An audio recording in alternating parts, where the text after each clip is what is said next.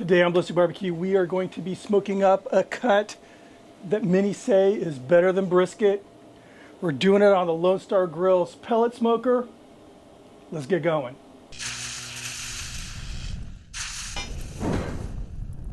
So this video was inspired by a video I watched by a restaurant. They're smoking meats and serving them up out of a trailer in Austin, Texas, called Leroy and Lewis, and they specialize in what they're calling adventurous cuts of meat. Today I'm cooking up beef cheek. You know, I've cooked beef cheek up one time in my life, and this was actually in a video I did years ago, and I was using this cut in a burger. I really didn't know what the heck I was doing. I was just sort of winging it. It turned out pretty good, but after watching the video, it's again Leroy and Lewis barbecue. I really wanted to try this technique that they were doing, and they're serving up this cut. Basically, they're slicing it like a brisket, serving it on bread, then putting a little kimchi on it, then a drizzle of barbecue sauce. But it just looks really good. And I've watched other videos, but this is the one that really got my attention. So I have here 4 cheeks, and you'll see immediately a difference in the way they look. These 2 here are Wagyu, and these are what you're going to see if you go to like a Mexican mercado, or this brand is actually the brand that they're selling. I don't know if it's at the store, but I know on Walmart's website this is what they're carrying. And in reading the reviews of this, I saw a lot of negative comments because there's some trimming that is involved.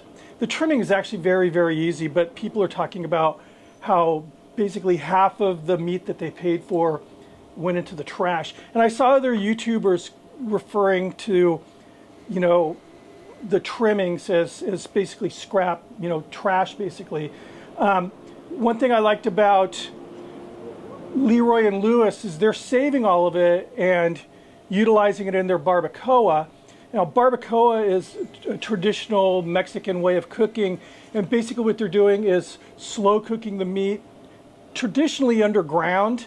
I'm sure Leroy and Lewis is probably not, I don't think they're doing that underground in a pit, but that's how it's traditionally done, you know, with banana leaves and everything, and it's just broken down until it's uber tender.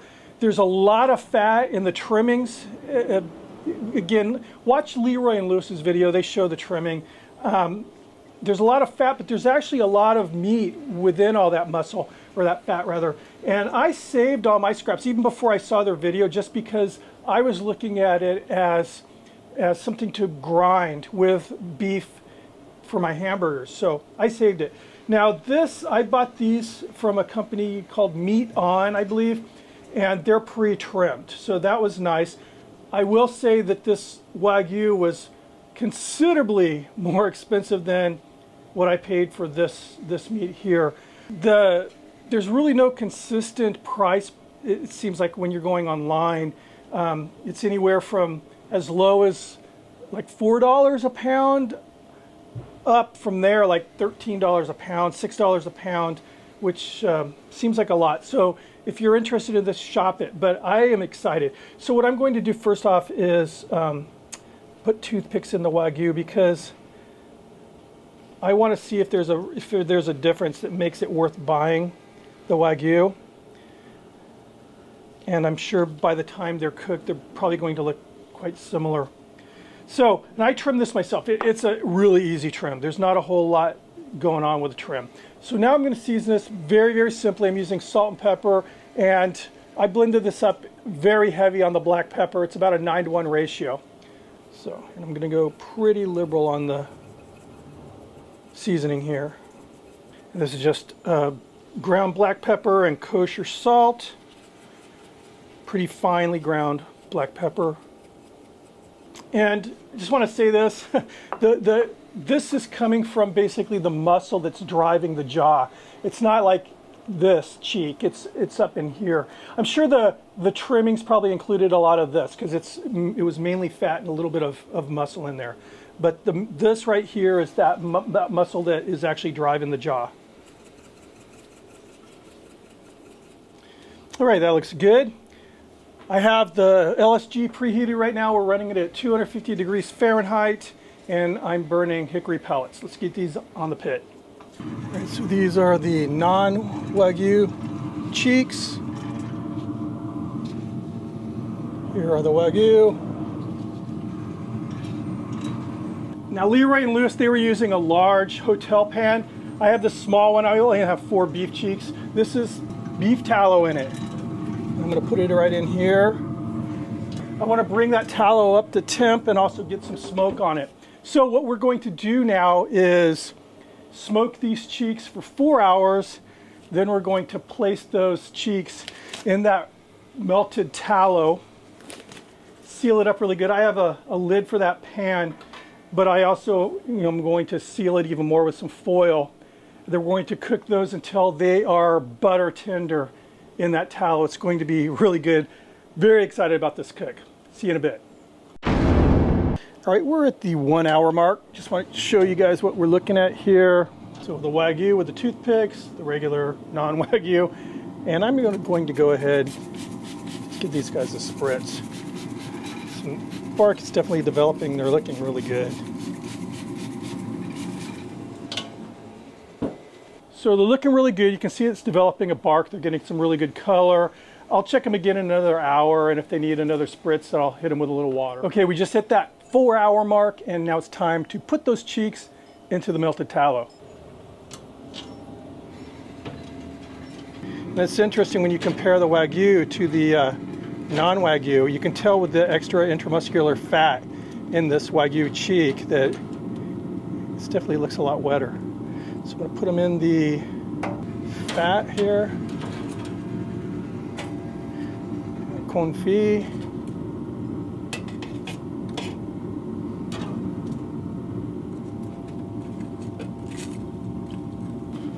And so you guys can get a good look at this. There we are. Put the lid on. And I probably should be wearing gloves for this, but it was dangerous.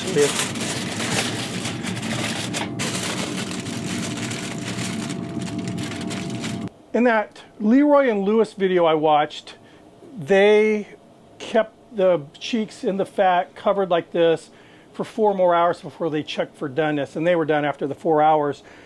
Another video I watched, they were doing something similar, but they put the cheeks in the tallow and then they put it in their oven at like 200 degrees for 15 hours, which seems crazy.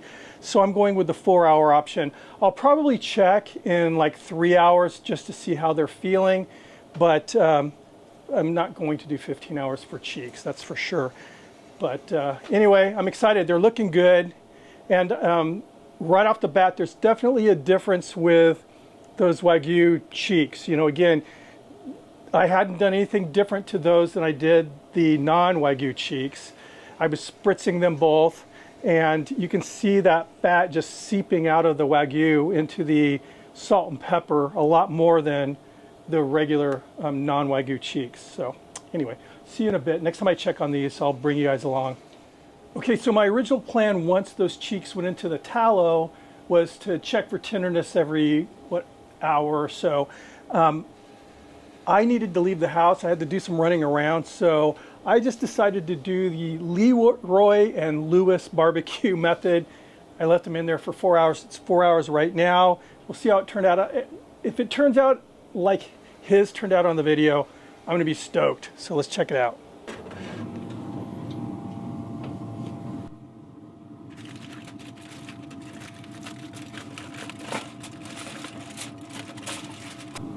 So they have some beautiful, beautiful color on them. Yeah, I can feel they're very, very tender. So look at this. Wow.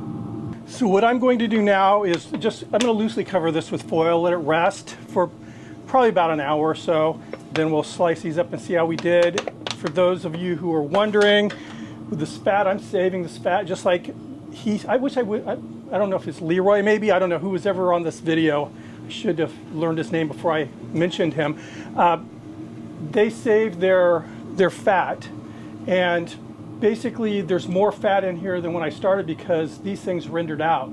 They were crammed into this little chafing pan thing when I first put them in, and now they were just sort of, they had a lot of little shoulder room in there. So there's a lot of this good fat, including some of this Wagyu fat in there now. So it's gonna be some good stuff. I'll let this cool down a little bit. I have the jug that I'll save it in. But anyway, so yeah, I'll see you guys after this cools and we'll see how we did. I'm excited. All right, we're all rested up. We're really ready to try this stuff out. So this is the Wagyu. This is not. The other two are just still in my kitchen. They look really good, just beautiful bark on them.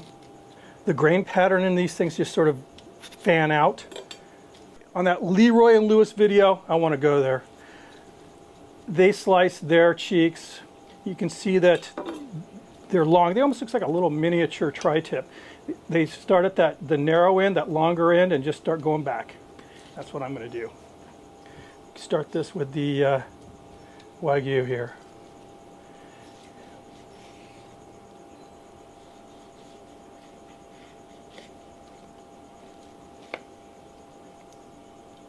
And it actually has a really nice bark, even though, you know, it was in that confit for 4 hours. It's not falling apart.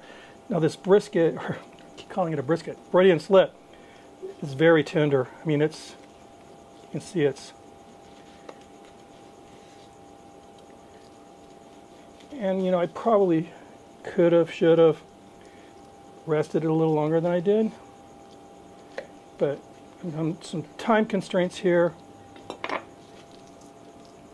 Look at that. That smoke ring is ruby red. Now we'll go over this non-Wagyu. I can already tell it's not as tender as this.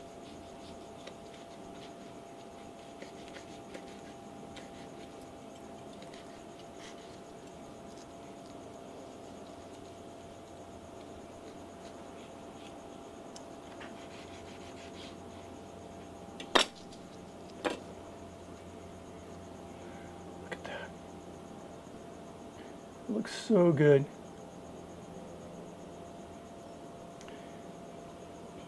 You can see that gelatin right there just oozing out.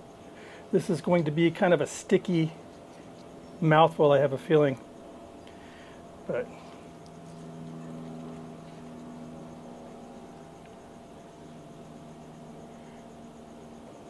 all right, let's go with this Wagyu first. Oh. Smells like brisket.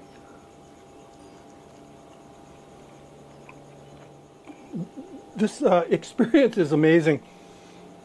It's coating my mouth inside way more than a brisket does, but it tastes like the best brisket point that you've ever had.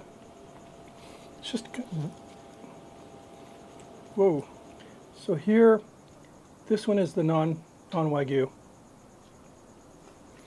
Let me try the non-Wagyu.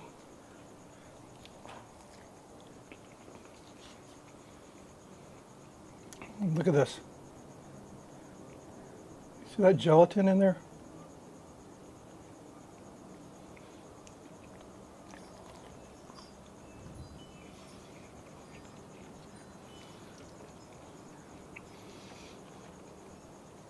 The Wagyu is definitely more tender, but flavor-wise, they're both pretty much the same. This is way more expensive. The Wagyu is way more expensive than the non-Wagyu. And I don't know if, you know, I don't think I would buy the Wagyu anymore in the future just because of the price difference. I could get a few more of these for the same price as one, basically. Oh, this is good. And there's a few opinions out there cooked this way. And really, like I said, when I cooked it the first time, this was years ago, I really didn't know what I was doing. I didn't do any research on how to properly cook the cheeks, I just kind of used a little common sense. It was really, really good, but that confit process really makes a huge, huge difference.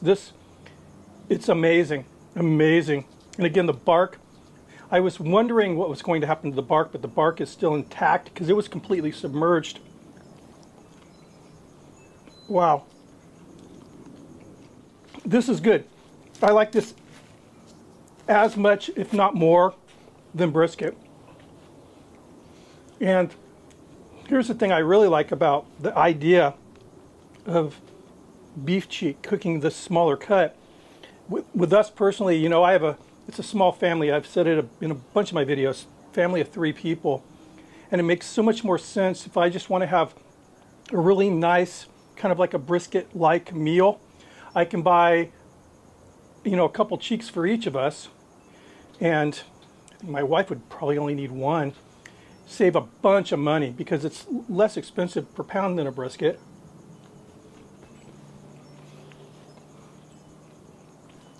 This is really good. I will 100% be cooking this again, without a doubt. Such a good bark. And again, I love that confit technique that I saw Leroy and Lewis do. That's going to be my go-to when cooking these. This is awesome. Wow. Anyway, oh, and the cooker did a fantastic job. That thing ran perfect the entire time. So it was an 8-hour cook. But this is awesome stuff, man. Awesome stuff. Anyway, thank you guys for stopping by. And if you're not subscribed, please consider hitting the subscription button, notification bell, thumb it up if you like it. I hope you did. I learned something today. I hope you did too. I'll see you in the next video. Cheers.